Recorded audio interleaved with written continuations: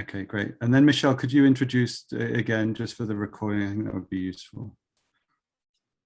Yes, thank you everyone. Welcome. This is our final session of our Unlearning Hour, and we're very fortunate to have Alina Bayana and Candace Williams with us.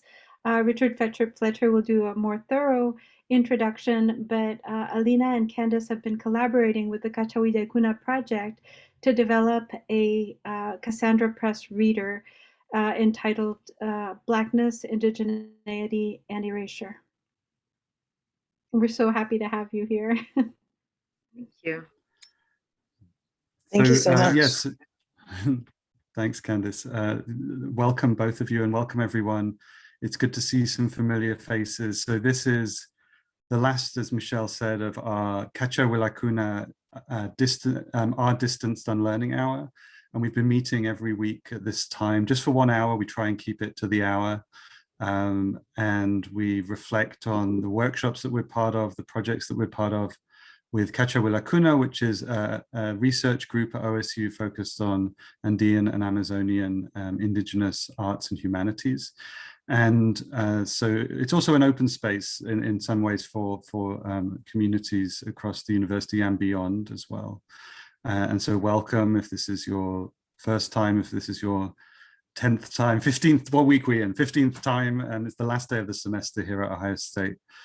And just to give some background, so last semester with my colleague in the art department, Suzanne Silva, who's also on this call, I taught a class on a drawing and seminar class on the topic of erasure. And having followed the work of Candace Williams and the Cassandra Press, I really wanted to bring into that class the readers that Candace had worked on and had created. And actually, Candace, at some point, I'd love to know a little bit about this exhibition that's showing all the readers, I think somewhere in Europe right now. And so we were, you know, those students in the class worked with readers and engaged with the topic of erasure through these readers. And so as part of that kind of thought process, the idea of commissioning a reader for the Cachawide Cuna project came to us, and we're so grateful to Candace and to Alina Bayana, who collaborated on this reader, as Michelle said, on Blackness, Indigeneity, and Erasure. And the main focus of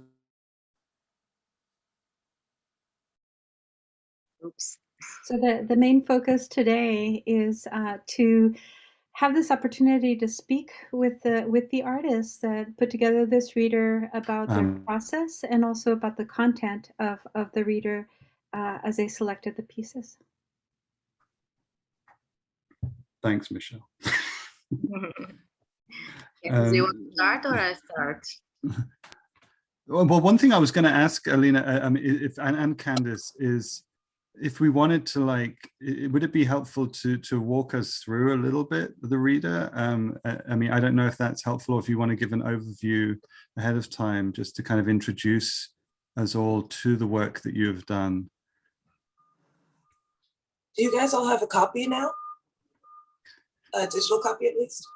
Yeah, so we've been spreading it around with the group, but we haven't ourselves come together to discuss it as a work together. So so I mean, I'm happy to share screen and show it if that's useful, Candace. Yeah, I think that would be great. Okay, let me do that.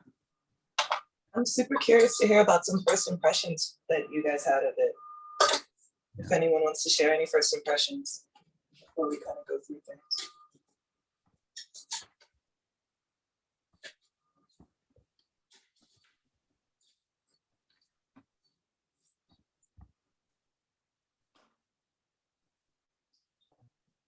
Does anyone want to give any first impressions? Can you hear me? Yes. Yeah, Candace, we can hear you.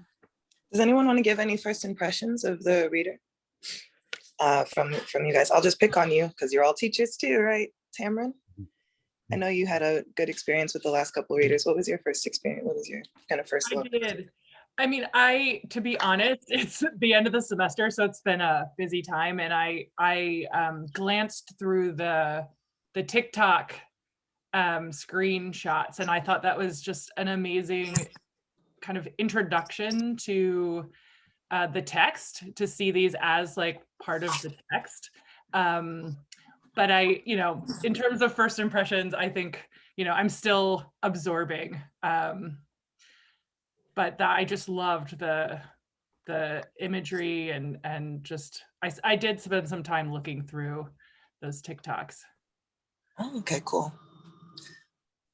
That's great. Anybody else? It's really helpful for me to know like what people look at first.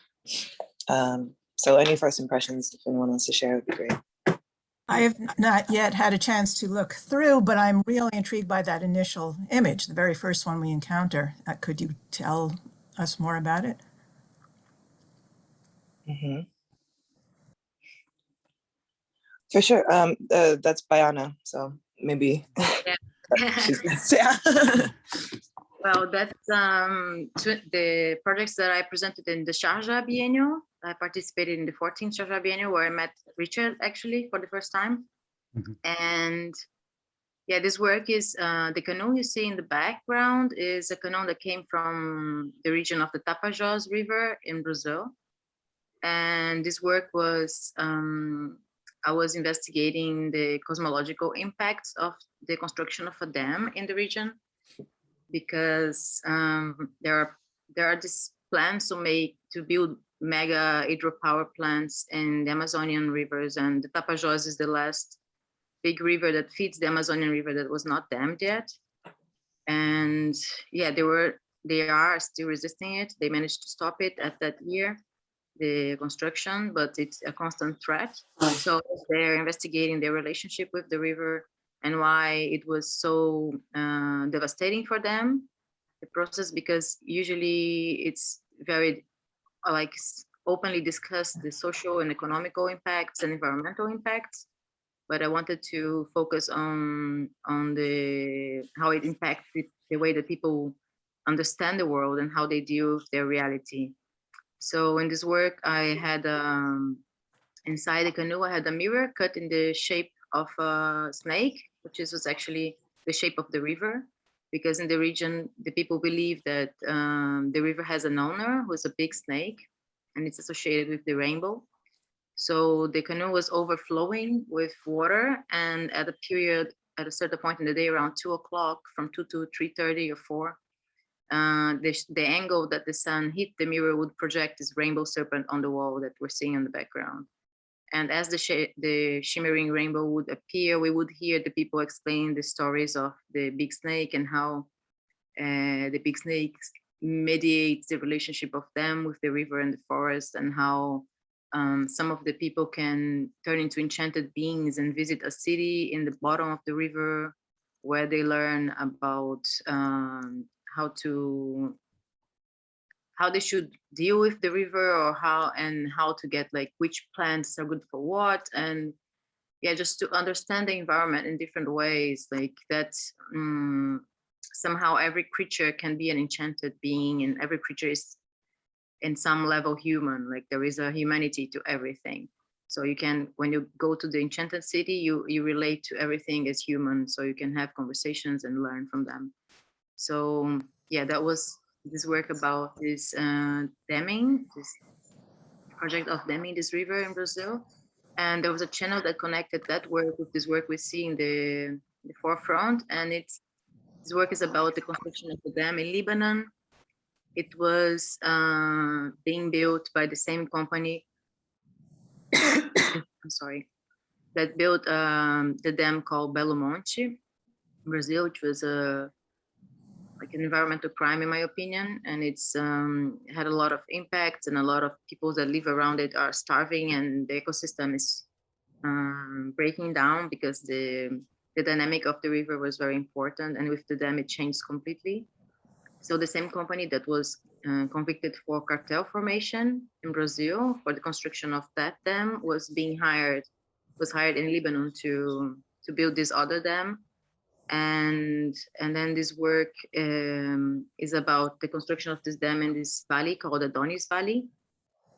And the reason it's called Adonis because it's believed that Adonis died there. So there are many temples and in the region to Adonis, and there is some stones from the Roman Empire. And the stones say you cannot take trees from here. So it was also interesting to see that this maybe is the first forest to ever have some kind of regulation, and that now in the 2000s it was being completely destroyed for the creation of this dam. And also the creation of the dam could impact directly on the aquifer that takes water to Beirut. So what I did was kind of recreate this ecosystem. So you see the bottom is made of the same kind of limestones. I didn't import limestones, it's just limestones. And the big boulders that have written, it's written that asked the community that were resisting the construction of the dam, what would they write in the stones if they could? So it's sentences like, I've seen paradise, my kids won't see it. And another says, when greed overcomes beauty and ecology, something like that. So yeah, and then in this boulder that we see the bottle, it's the traditional water jug from Beirut. And on the top I have this sort of a stone filter. So it's a basin that the water from the rain is collected and drips inside the bottle. And that on that stone, on that boulder that is standing, is the Roman inscription saying you can take trees from here. You can take trees from here. So yeah, that's the project that it's in this photo. These two projects together in Sharjah Biennial. Thank you. Obviously a wonderful choice to start the new reader. Thank you. I would also reflect on that as the connection between the two pieces in Sharjah, Alina. You know, I think that it symbolically starts this reader, which is connecting the US and Brazil across these questions of indigenous and indigeneity and blackness. And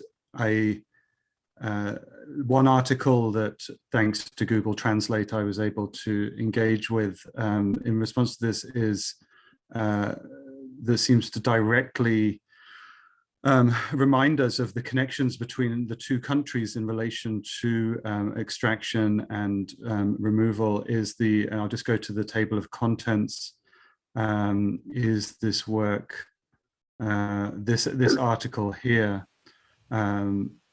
about the response to this, what's it kind of can you see me when I highlight things? I wasn't sure.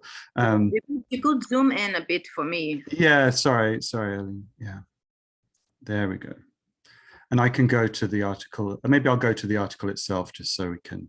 Let me just. Sorry, I know this is kind of a bit like you get seasick from watching streaming. That was further up. But I can also discuss it. I know which article it is. I think he froze again. Yeah, well, I think Richard is talking about the article about the military base in Alcântara.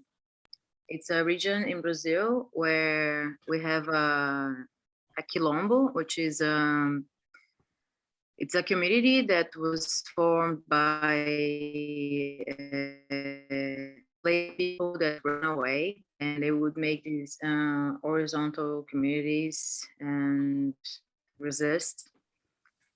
And many communities resisted 3 years, so they have these quilombolas there in Alcântara, and it has always been a discussion all the time. The US really want to have a base there because it's very strategic, the place where it is.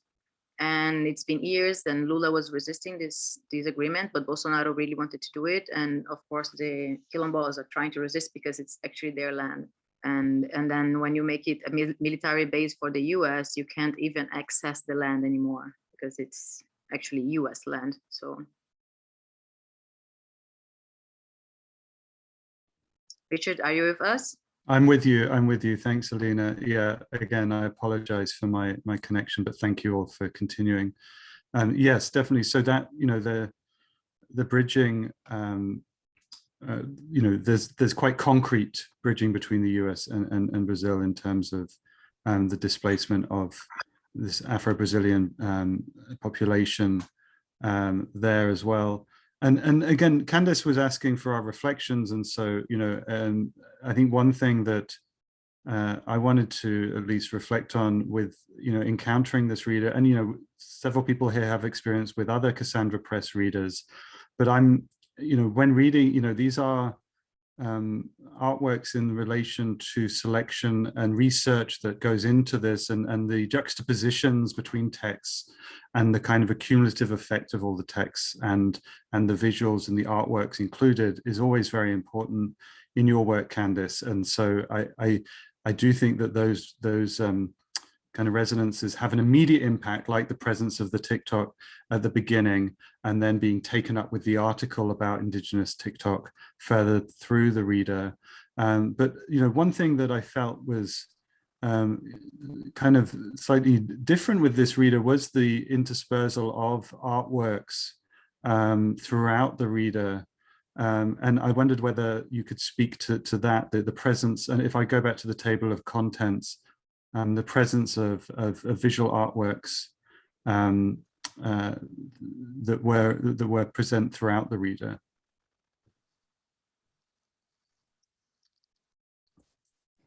Yeah, I guess I'll pass it to Bayana again, because those were her contributions. So okay. In that regard, it's different because of we I think every one of our publications where we join a community or as an individual collaborator, we just make space, you know, we sort of make space for co-curation, we make space for co-selection, and yeah, and I'm always really interested in how other people, what information, sort of what kind of images or artworks, popular cultural references like contain a lot of the theoretical sort of like stuff that we're dealing with. So yeah, maybe Bayana can talk more about her selections. Well, I think doing this reader, especially in pandemic times, was quite heavy. I think Candice can probably sign under that, because it's a very hard topic, and I kind of felt the need to bring in people that are also like, to bring the artists that are kind of somehow fighting this erasure, this process, and this erasure process. So I brought two artists, Hack and Rafael Cruz. They're from the Favela da Maré, the same place where Marielle was from. I don't know if you're aware who's Marielle, that was murdered in Rio. So these are like two works from two artists from there that also work on the streets, like in the walls and in subways and stuff. So, and Julia and Luciana Vitra is a performer from Rio, from Minas, which is the state where we had the mining dam collapsed, and yeah, caused a lot of devastation. And she has also some beautiful works, and then she's also discussing identity and belonging to the land. His work is from Rafael Cruz, and yeah, he's an artist that he kind of developed a calligraphy that's, I think him and Salisa, another artist, is also in the reader. They connect in the sense that they kind of, because their history is is erased by violence, they kind of grasp on the information that they can find in the histories they can find through orality, and they kind of create this like Rafael, for example, creates a calligraphy that you can see in the work here, like around the head of the kid, and also in the painting itself. So he does this sort of calligraphy that's inspired in Yoruba culture and also like Egypt, I think. And yeah, he has this creativity of like sort of creating a new a new cultural manifestation that has the same roots. Like how do you fill the gap between the history that's not there anymore? You know, you just have like this, you have big blanks and a little bit of information. So I think Rafael and Salisa kind of try to fill in the gaps with the art. So I wanted to bring his image, and I don't remember between which texts these are. And can you maybe go up, Richard, in the reader? You can see which ones was before. It's a text by Djamila. So she's oh no, it's a text by Bruna. It's, yeah, so it's also that, like in Maré, like other favelas in Rio, many kids are like this kid that you're seeing there. I think it's the story from Maré, because it happens so often. I can't really be sure about the drawing, which kid it was, but I think it was Eduardo, this kid that was shot going to school, like even wearing the shirt of the school, and his mom held him in his arms, and he asked the mom while he was dying, couldn't they see that I was going to school because I'm wearing the shirt, you know, like, and that's, yeah, it's about the violence that moms have to deal with because their kids are murdered and there is no explanation. So I thought it was a good image from Rafael, that he being from Maré, doing this image of this painting of this kid surrounded by this ancestrality, like invented and studied at the same time that he creates, kind of like creating a sort of protection. And also it's about an Orisha also, it's about Oya. You can go back to the painting maybe, Richard. So it's, to me, it's a sort of, I often think about art in this way. So to me, it's a sort of counter spell somehow, you know, like you describe this horrible situation and then you have this painting that's called the son of Oya, the ninth son of Oya. So yeah, I think it's to me a form of resistance within the reader. And I think we can go to the next work. You want me to explain one by one? Sorry, the next artwork. Yeah. Let me see if I can get to it. Again, apologies. Here we go. Yeah. Yeah, this is the performance by Luana, and she's, yeah, well, this is very self-explanatory now, so maybe we can go to the next one. I think it's, you know, it's about this yeah, the movement and the mixing of in Brazil, in the case of Brazil, there is this whole discourse about this pacified mixed people, which is a lie, and I think the work's also commenting on that and other things. So yeah, I think this work is quite clear. Maybe we could go to Salissa's work. I think it's one of the last, the one that has a knife. It's in the indigenous part.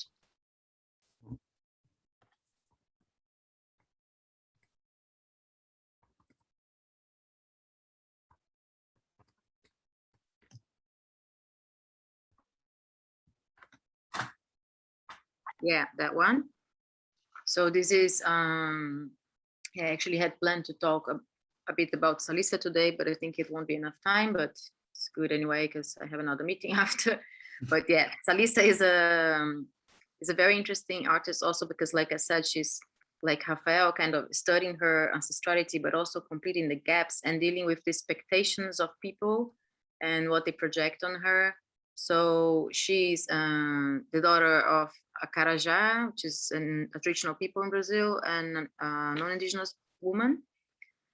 But she was raised in the city, and at the same time, she is clearly indigenous when you look at her, but then people project a lot of things in her that she has not experienced. So she says she's working from a place of confusion. That's how she talks about herself. And also of resistance. Like she lives in this place called Vertical Village in Brazil, which is where part of the people that were expelled from Aldeia Maracanã, which was this squat where indigenous people were living in the city of Rio, and there was a fight with Odebrecht during the World Cup because they wanted to make a parking lot. So Salissa was there, and then she moved to this other place where she's been living 7 years there. And yeah, she grew up with her father, visiting the village, but not being part of the community. So to her, it's also in her art, she's kind of, yeah, inventing these ways of resisting and dealing with her memories and with her experiences. So she made a series of photos of this kind of knives. We call it facão. And the thing is that this is a very common, it's very common, everybody that lives in the countryside in Brazil have this. Like you use it for crops, you use it for opening the way in the woods to open a coconut. It's a very useful tool, but it's also a weapon in a way, you know? So she has a series of different ones that people that she visited or get to know, she would take photos and she would place them in big and glued in public spaces, like in Rio and in other, also in a museum she did it. So it's a way for her to disturb somehow and to bring this connection between not the city and the city and how this all connects. Maybe, let me see if I have a reference from this work that I wanted to show.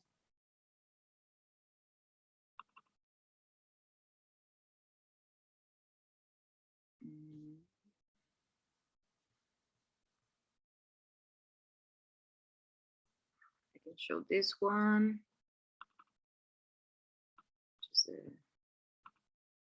Wait, now I have to share screen, right? Yeah, let me. There you go. You should be able to now, Alina. I'm so bad at this. So here is Alisa's work on this series that she did. So you can see here. Okay. Yeah. Oops. Different ones. And she would make these big walls with a lot of knives in the public space. This one, for example, I think is in Aldeia Maracanaitz, the floor there. And yeah, she of course knows which one is what. And the reference for her, I think, to start this work was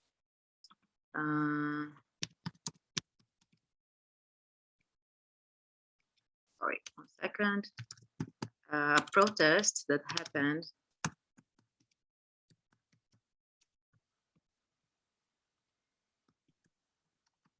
Okay, we're freestyling here, huh? Yeah, this image.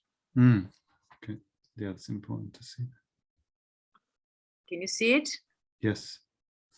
So this is Tuira. She's a Kayapa woman, if I'm not mistaken. And this is the director of Eletronorte that wanted to build Belo Monte, the dam that I just told you about. So the first time that they threatened, I think it was in the 70s, maybe. Yeah, when she was, oh, she passed away. That's what we're knowing now. Probably Corona. Fuck. Yeah, like I said, doing this reader is just devastating most of the time.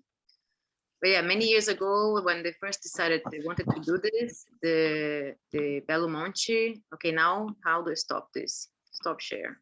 I'm making a mess.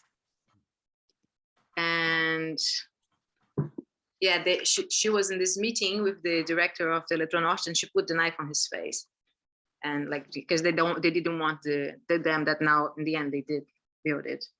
But I think from that, Salisa started researching the imaginary and all the things that this knife is used for. And in the reader, it's also after the text of Kumtum or before, I don't remember. And Kumtum is discussing exactly this formation of Brazil, of how it was bad to say that you were indigenous, it was dangerous. So you erase your indigeneity, and then when you start to have rights and you want to reclaim it, then it's like, no, but you said you were not for the past 20 years, but actually they were living in this way, like hiding. So he's discussing the story of the formation of Brazil, and also this classic sentence that many people say that my grandma was pulled by the hoop. That's what I say, like when you have a rope and you throw the rope and you get something, you pull it. So many people say that their grandma, their great grandma were actually kidnapped. And in Brazil, it's kind of common that people say it like, ha ha ha, my grandma was actually, like they say it like it's light somehow. And it's actually a kidnap, you know, because we have this expression of taken by the loop. I don't know, I'm sorry, English. And yeah, so he's discussing it. Actually, the history of the formation of Brazil is actually a violent history with a lot of erasure, and how hard it is to reclaim your rights when you recognize yourself as what you are, because it's like, yeah, there are many gaps. So once again, we're talking about this blanks that we're trying to fill. Thank you. Yeah, I was really struck by the diversity of voices that you included in the reader, and was curious about the process of selection and deselection, because I can imagine that was a tremendous amount of work and difficult decisions about what voices to include, what voices to leave out, especially in this context of erasure and inclusion. But also how together, as Richard mentioned, there's a resonance not just south to south, but also south to north along these vectors that go in many different directions, but especially in terms of ethnicity and class. And one of the other things that really stood out for me is the role of women and the role of feminist perspectives and narratives as a particular lens, for insights and understanding, not just of ethnicity, but of ethnic erasure and other types of erasure, class, gender, all different types of erasure. So I was curious to hear more about why that lens is particularly fruitful for giving us some perspective on some of these issues, and issues that are clearly transnational. So not just in cultural local context, but how interesting that these very specific sort of events and discussions sort of amplified to a global context. I can speak to that maybe, Bayana, if you want to add anything. I don't know. Yeah, essentially I think speaking to that axis of like North and South and the presence of women is, it's actually, I think, the larger context, which is like why this reader was so difficult to create, essentially, is that a lot of these individual stories, a lot of these kind of cultural stories, tribal stories, societal stories, emanate from the instability of white supremacy and the instability, especially of whiteness as property, and having white people, especially Anglo-Saxon policy building, policy laws that shape land acquisition, land seizure, is the same as having, is the same sort of violent discourse. And I think they're actually like, when we talk about gentrification, we don't talk about indigenous genocide, right? But they're part and parcel of the same thing. So what we see going on in the streets of Brooklyn, Baltimore, Black cities and towns in the United States, it does mirror what's happening in the Amazon, and it's a reflection of the totality of white supremacy in, I think, shaping our material world and in shaping the consequences for Black and brown bodies everywhere. So I think what's really interesting is to see, sort of a discussion around police brutality, also, become a discussion on industrialization and the policies around the Amazonian land seizure, because they are essentially all life-stopping, life-ending, life-halting processes that that advantageously position phenotypically white people, right?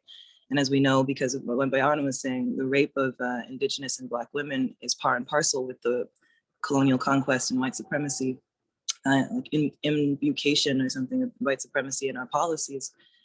And I think that causes this effect that we see today, right, of Black feminists, and especially Black feminist organizations, Black femme individuals, really pioneering a lot of this discourse and the public outreach to raise awareness for this discourse. Does that make sense? Yeah, I think it's perfect. Yeah, thank you so much. And what about the difficult process of selecting or leaving out? I'm sure that there were so many more voices that you might have wanted to include.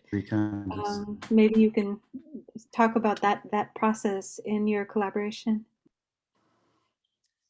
Yeah, I guess, I don't know, I don't think of that process of elimination in my curating, I guess. It's like a process of sort of selecting for a specific audience, which is you guys. So I was thinking about sort of, from my selections at least, I was thinking about what discursive voices have been around in academia for a long time, actually, like so Spillers, Winter, Rodriguez, who's still teaching today. And what sort of like what there is to learn from a community of people who are like essentially your community, Black members, brown members, femme members of your community.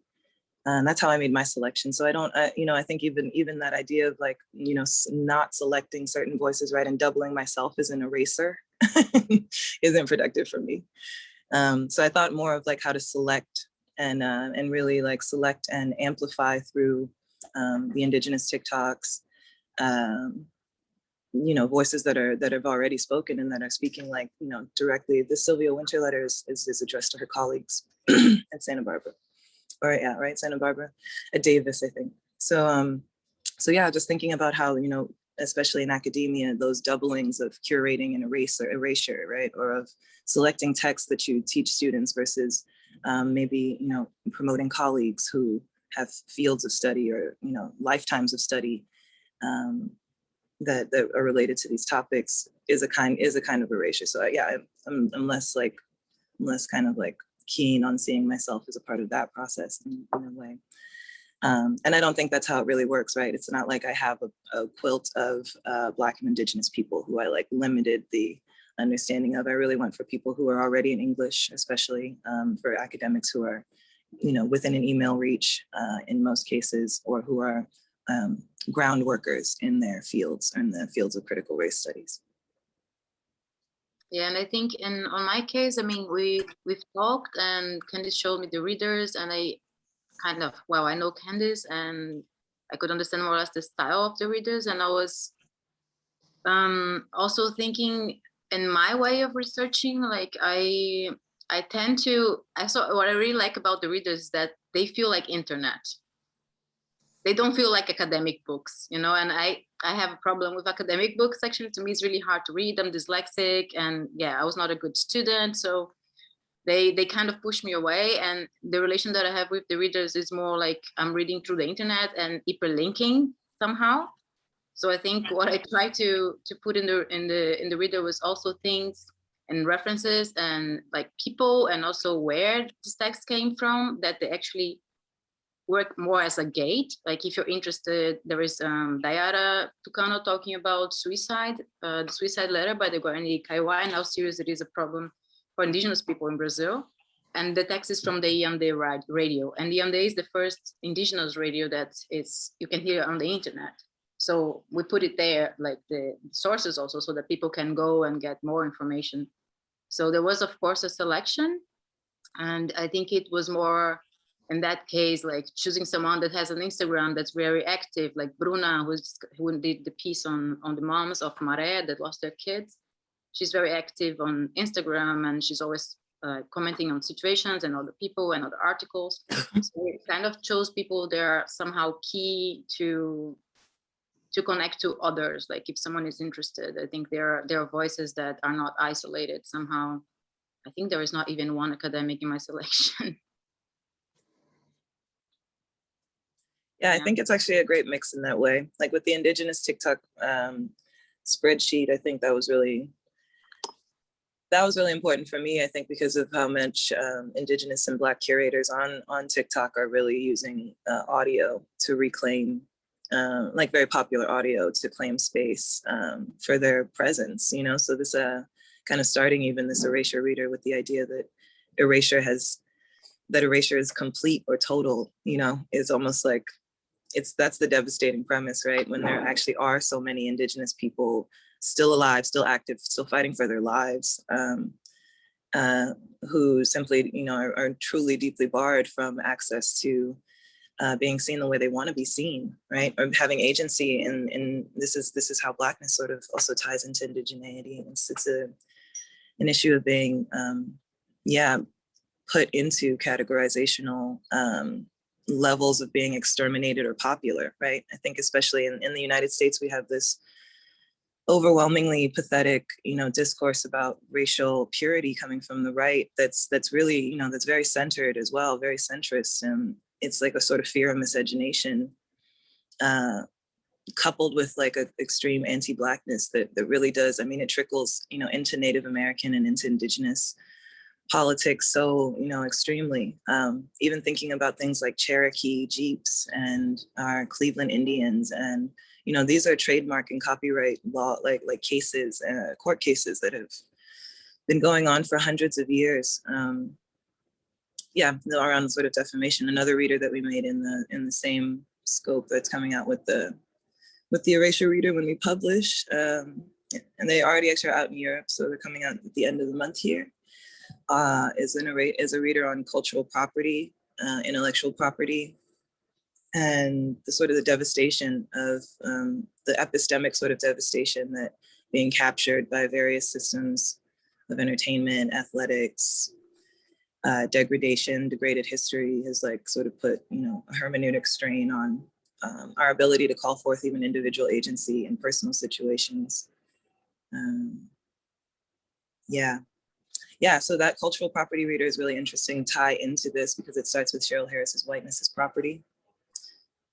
And yeah, I think a larger sort of, again, the larger frame around this idea of the erased, right, is that there's a lot of quite a few forms of erasure, which the Rodriguez texts go through. He calls it a logic of evisceration. So the logic of truly grinding people away or grinding them into dust, into some other sort of resource, labor, extreme extractions of labor. Those things happen to Black and Brown people primarily. And so when we think of the policies and you know, the procedures, the legal statuses, the borders, the controlling that sort of operates to really invest in everyday individuals with white nationalist values, right? They're benign, they're everywhere. They're from our ID cards to, you know, the indiscriminate ways we pay taxes, manifest everyone's investment in white supremacy in a large sense in some of these global policies. But then we also, as artists, we have an attunement to, you know, the lack of narrativization, right? Like when Black storytellers aren't put into representational circulation, when Black storytellers, when Indigenous storytellers are not heard, when Indigenous storytellers are defamed, when Black storytellers are defamed, all these things also prove and re-inscribe the investment into white supremacy, right? So it's like, we have to also deal with propaganda, with visual culture, with art world culture, with popular culture in terms of those stories being severed from their origins or severed from their sources and then used for purely one of the beautiful parts about Harris's essay is that she goes into the rites of disposition. And so she, understanding whiteness as property, she talks about the absolute right to exclude and the absolute right to enjoy. So white people have this legal and affective property making potential, a terrorizing ability within each individual white person, right? To create other people as property, as a source of entertainment, as a source of what we were talking about as well, discourse, right? Something that lifts or distances the individual from life, from their own personhood. So for me, making the Indigenous, like, yeah, for that Indigenous spread of TikTok creators was really cool to organize, and it was also really great to see just people talking about, you know, living also, living under conditions that I think are just simply not visible, right? But that do exist, that have not been erased, that have been really far more molded than we want to give an understanding to, because these people's conditions are being molded by our everyday practices, right? It's like, our everyday practices, the everyday investments in white supremacy. Candice, I was gonna say that an article in the Reader that I felt was kind of also responding to what Alina said about reading like it's on the internet, and also this idea of monumentality and image making, and is the article on Harriet Tubman, which you know, kind of brings together so many of the strategies of the Cassandra Press Reader all into one place. And I just felt, you know, certain elements of your practice really sunk in at that moment when that piece and the sequence of images. Maybe I'll share again just the sequence of images of a misrepresented figure in US culture, you know, yeah, I don't know if you could speak to that. Like that text as a kind of, did it have a grounding sense, or was it, you know, was there anything specific about that text, or am I just kind of interpreting it from a Cassandra Press framework that I'm yeah, I was just wondering if you could speak to that text just briefly. Yeah, for sure. I love that text, and I think that text just speaks to the last thing I was talking about with our sort of affective relationships to history, right? Like the idea of erasure produces, I think, and this goes into Rodriguez as well, an idea that if something is erased, right, we have to redraw it. So instead of, sort of doing the work or the hard work of archaeologically being invested in a person, in a place, in a community, we redraw from our present position. And in that way, we end up weaponizing history, and especially the histories of Black women and the histories of Indigenous women are weaponizable in that way. I mean, think about the success of Disney's Pocahontas, to especially how Harriet Tubman and women like Harriet Tubman weren't recognized as war leaders, as military strategists, weren't as bridges or diplomats in their own right between Indigenous populations, between African populations in the New World. So yeah, I mean, I think something that still gets under my skin, it's an unrelated footnote maybe to, or not a fully related footnote, is that Ottilia Singe was Frederick Douglass's German mistress for 20 years, and she produced a myth, a lie, that Anna Murray Douglas, Frederick Douglass's wife, who was a conductor on the Underground Railroad, was illiterate. And she did so to fashion herself more as Frederick Douglass's natural wife, and also to essentially fulfill a very jealous and insidious sort of like personal attack. Anna Murray Douglas has been since remembered as illiterate, even though she was born into a family of letters, of free Black people in a family of letters in Baltimore. And helps, when she died, had received over 10,000 letters from runaway and escaped slaves, thanking her for her help on the Underground Railroad. So it's those basic things where it's like, why in the hell would we understand that a woman who got 10,000 letters upon her death couldn't read, right?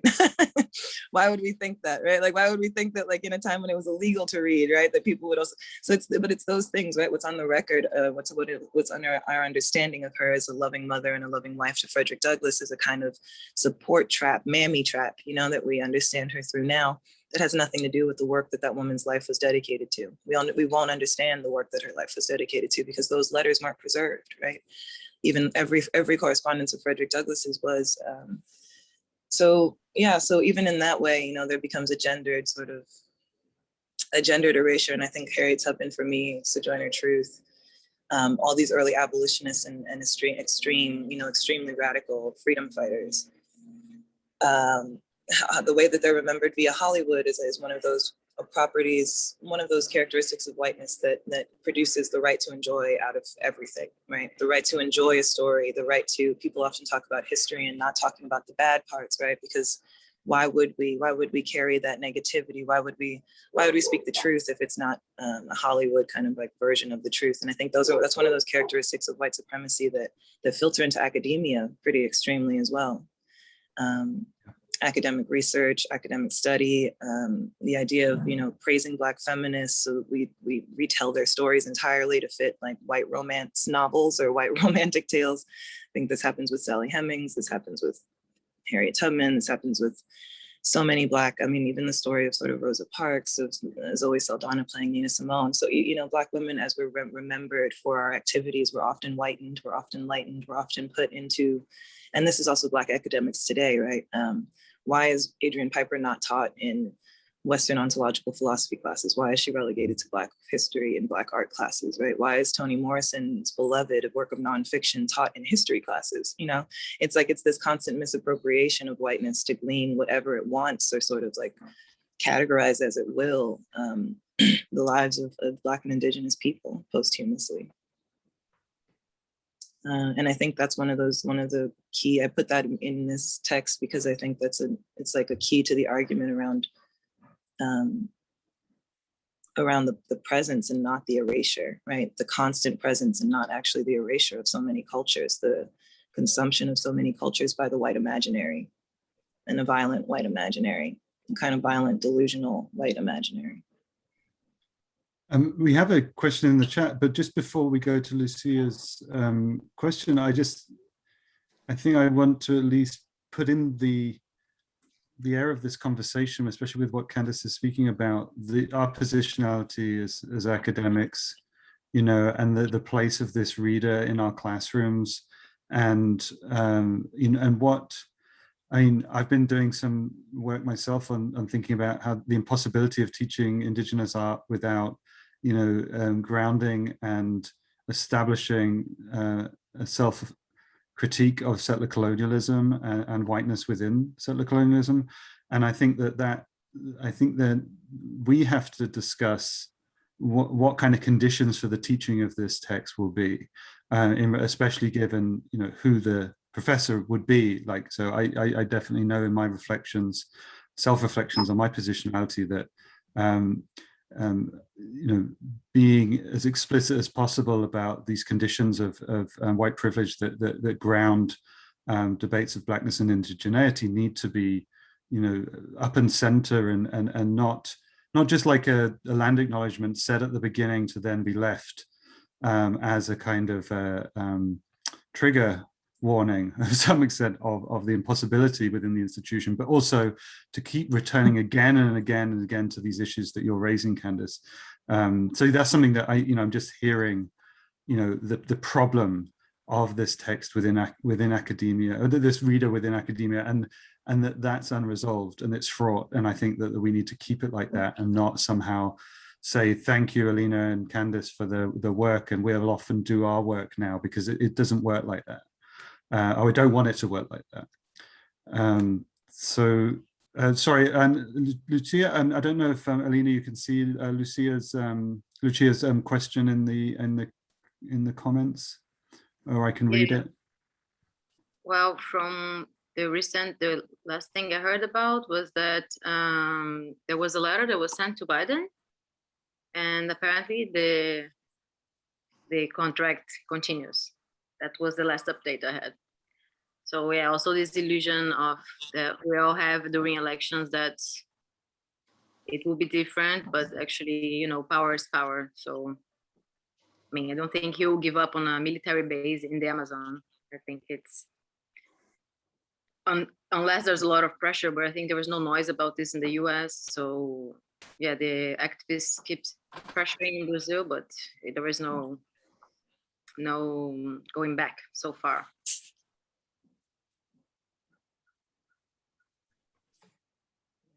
Unfortunately, thank you. You're welcome. Thank you, Alina.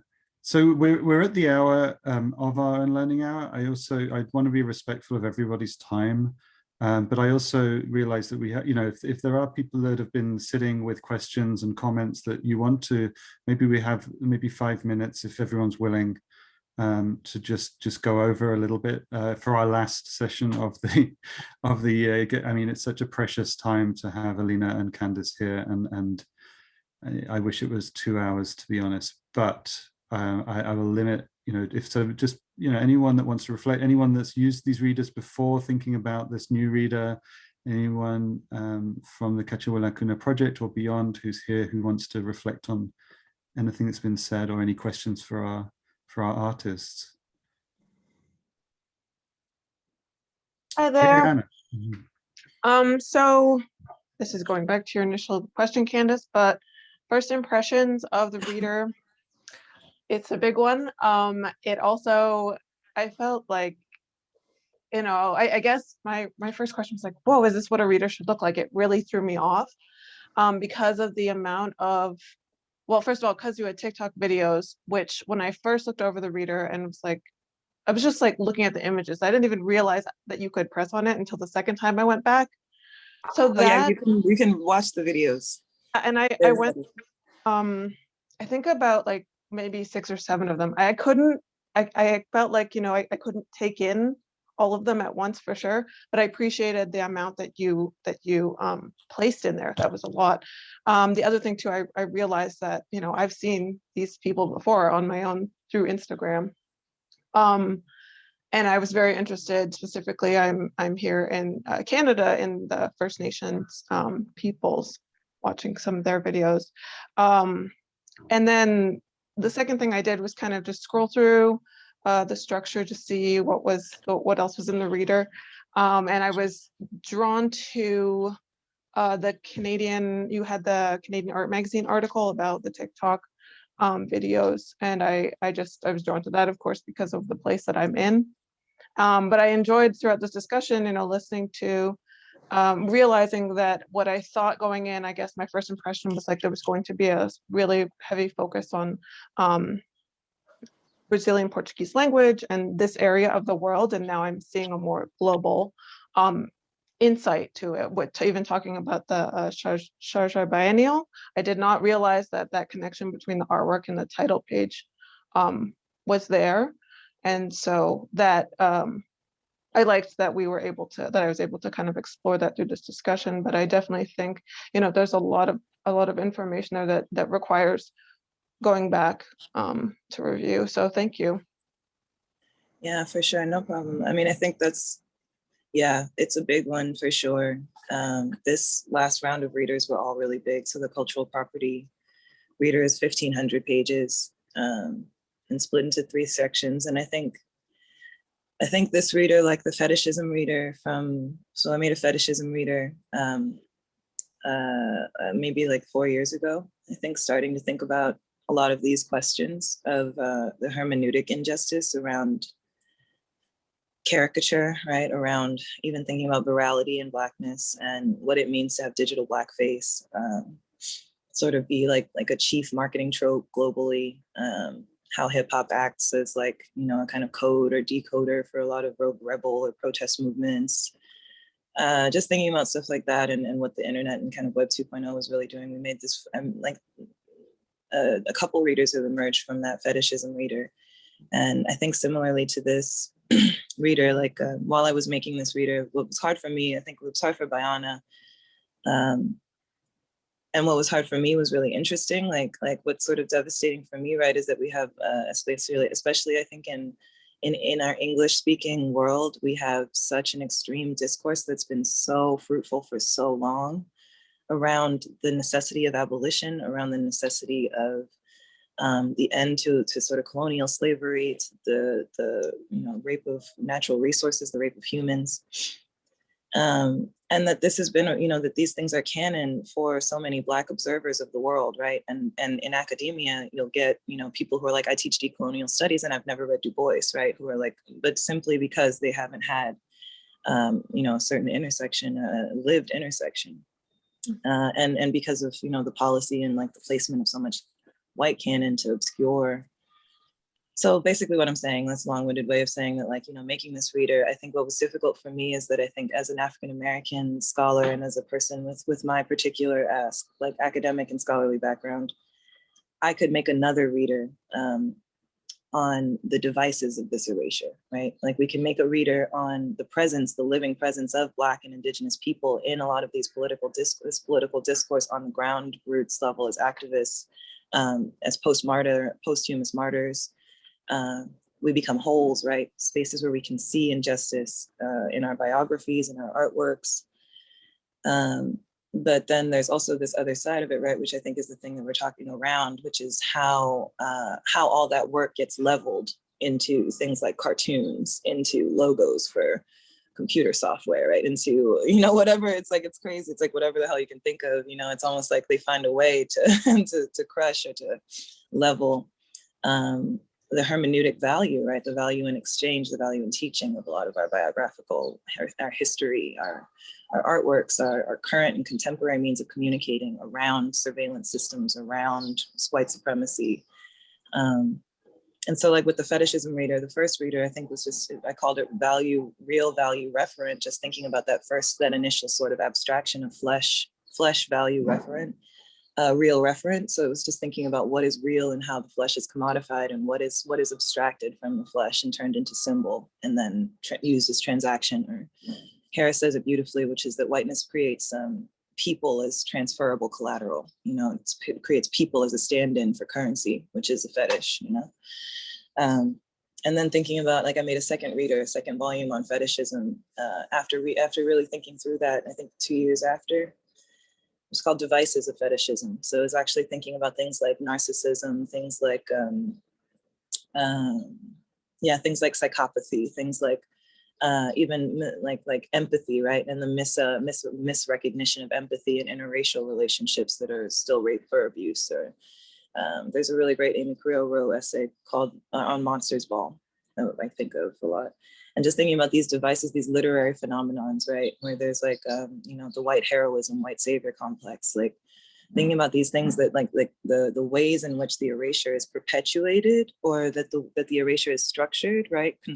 Constructed to like conceal us from each other, conceal us from each other in the global South and North, conceal us from each other as individuals living in the same state, in the same province, in the same territory as Black and Indigenous people, you know, like conceal the land that we stand on as like having former owners, former states. So yeah, so I think that would be like a personal, you know, personally, I'm already sort of thinking about a second volume that could just address especially the thing that we end up talking around, which I think is very different for me and Bayana.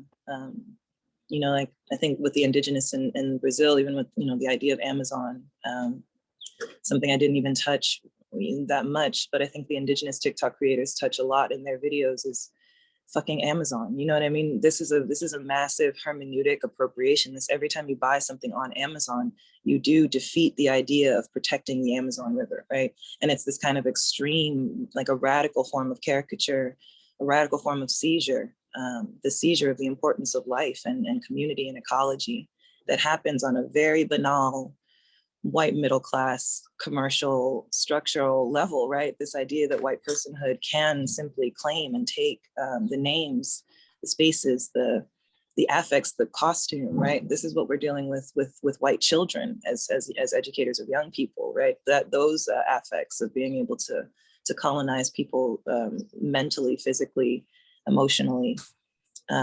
Those are literary devices primarily, right? Like, so those are devices that we see in television, that we see in film, that we see in books. Those aren't necessarily, and they further obscure political processes, right? Like Marvel movies, how there's always a fight in a fucking container ship, you know, but no one knows where the Suez Canal is, and we've had a mile-long ship blocking the Suez Canal, and like, yeah. You know, like that's not on that, and you know, like a lot of the stuff that Bayana is looking at was referencing in Portuguese language. There's not a common vernacular around those things, right? Candice, you're ideally oh, sorry, I thought you'd stop. Sorry, Candice. No, it's okay. I was saying you're ideally placed to do the Amazon reader, not only because of this connection, but also with your interest in ancient Greek and Mediterranean mythology, in the sense of the, you know, the Amazon figure. So, you know, I just, and I also really want to just say how, you know, our work as a group begins now with the reader that you have both made, and just to know that your work continues in relation to this reader is really interesting to hear, Candice. So I'm just, you know, again, I do want to be respectful for time for people. So I think we might probably have to end it there. But thank you both, Alina, Bayana, and Candice Williams for this reader, which, as I said, we're only just beginning to process, and so this is really the beginning for us. At the end of your work, it's the beginning of our work, and I hope we can continue this dialogue as we process, as we teach with this reader, as we work with this. I don't know if Michelle, you have anything to add. No, just to thank you both, Candice and Alina, for your participation. To let you know that thanks to Richard's initiative, we have had an ongoing conversation that sort of paves the way by way of workshops and discussions for receiving this work that you're presenting us, not just into a void and not just into the typical scholarly environment, but an environment that we've cultivated over the course of 2 years to be able to really engage the work that you're doing. So I agree with Richard that this is the beginning in terms of that engagement, but also that we've tried to do a lot of self-reflexive work ourselves, you know, thinking about our institutions and thinking about our own personal teaching in the classroom and our research as well. So this is going to be tremendously impactful, and we look forward to continuing the conversation with you also. I wanted to just reference the work that Tamron McDermott did in terms of a model for really deep reading, which I think is sort of what we're in for, following that model of not just looking at the reader in a one-time read, as many people have mentioned, right? But to really go back to it time and time again discover the multiple features, the multimodal sort of format of the reader, and take a really deep dive into this. So we look forward to the work that Richard is going to do in his class, and by way of his class, also we get to catch glimpses of student work and those types of discussions that come into this forum as well. Laurie, I just want to thank you for making that. I think Laurie just left, but she left us with a nice comment, which was about Nascimento's poetry that was there. So just a response to a major presence in this reader, Alina. And so I sorry that we didn't have time to discuss their work. He's a major poet, and she gives actually workshops on, oh my God, I forgot the name of the workshop. But yeah, the title of the essay is one of the titles of the many workshops she gives about whiteness to white people. Okay. So it's like, she got kind of sick of answering random people on WhatsApp and on Facebook, and she decided to create a workshop so that people have a space to put those questions to her. And she's a very important thinker, in my opinion, and a brilliant poet. So I recommend. Yeah, and we're putting them up online by the end of the month, but we have a bunch of new titles. Like I said, a lot of the new readers are really, they're very like thick. I think we have a show also at LAX Art coming up that's opening May 1st. That's a deep read of Cheryl Harris's Whiteness is Property. Like a kind of annotated and illustrated read of Whiteness is Property. And we also have a 700 volume reader on white feminism and white supremacy. So looking at the convolutions there between sort of like white feminism, white feminist affect, and white supremacist collusion. I think we have a lot of the cultural property and IP reader is also there, and a reader on contemporary Black journalism that I think is also very interesting. Thank you, Candace. Okay, well, it's been a real pleasure to be able to talk to you both and to share this work coming into our working space. And so I hope we've communicated our gratitude for what you've done for us. And I just am also, this always goes back to that conversation, Alina, that we had the Sharjah Biennial, and then Candace, the fact that you were connected already. And I'm just really grateful to Michelle and the Cachawilla Kuna project for trusting me, at least, to kind of get us to this point. Because it was just an idea that you've really done more than I could have ever expected with. So I'm just have deep gratitude. Yeah, thank you. Okay, everyone, happy Friday. Friday night, Alina. Friday morning, Candace. And yeah, take care, everybody, please. Yeah. Bye-bye. Thank you. Thank you, Jen. Thank you. Bye. Bye. Thank you.